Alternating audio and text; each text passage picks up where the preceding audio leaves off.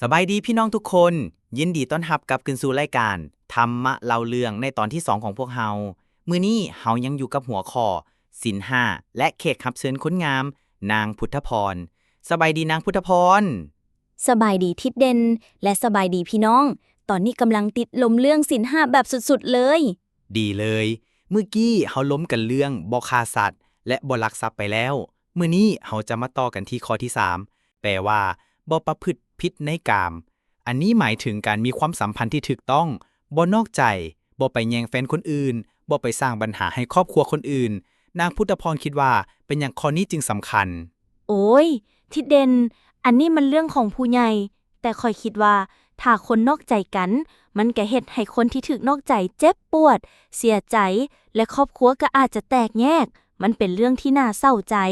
แต่ทิดเด่นถ้าหมู่ข่อยมักคนเดียวกัน อันนั้นถือว่าผิดศีลบ่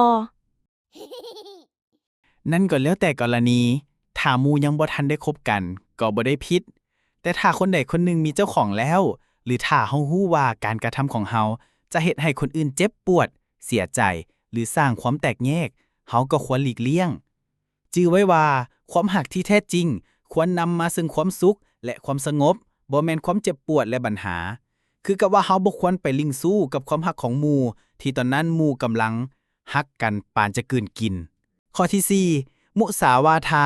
เวรมณีสิกขาปะทังสมาธิยามิแปลว่าบ่เว้าตัวอันนี้ก็ง่ายอีกแม่นการบ่เว้าสิ่งที่บ่จริงนางพุทธพรคิดว่าเป็นหยังเฮาจึงบ่ควรเว้าตัวทิดเด่นเอ้ยถ้าเฮาเว้าตัวบ่มีไผเชื่อถือเฮาแล้วคนก็จะบ่ไว้ใจเฮามันบ่ดีเลย แต่ทิดเด่นถ้าข่อยเว้าตัวว่าข่อยกินข้าวหมดแล้ว เพื่อบ่ให้แม่ให้อันนั้นถือว่าผิดศีลบ่ อันนั้นเป็นการเว้าตัวเล็กๆน้อยๆแต่หลักการของศีลข้อนี้คือบ่เว้าตัวเพื่อหวังผลประโยชน์เพื่อทำให้คนอื่นหรือสร้างความวุ่นวายถ้าเฮาเว้าความจริงชีวิตเฮาจะโปร่งใสและคนอื่นก็จะไว้ใจเฮาบ่ว่าจะเป็นเรื่องใหญ่หรือเรื่องเล็กน้อยการเว้าความจริงเป็นสิ่งที่ดีที่สุดจื่อไว้ว่าคนเว้าตัวมื้อหนึ่งก็จะถูกจับได้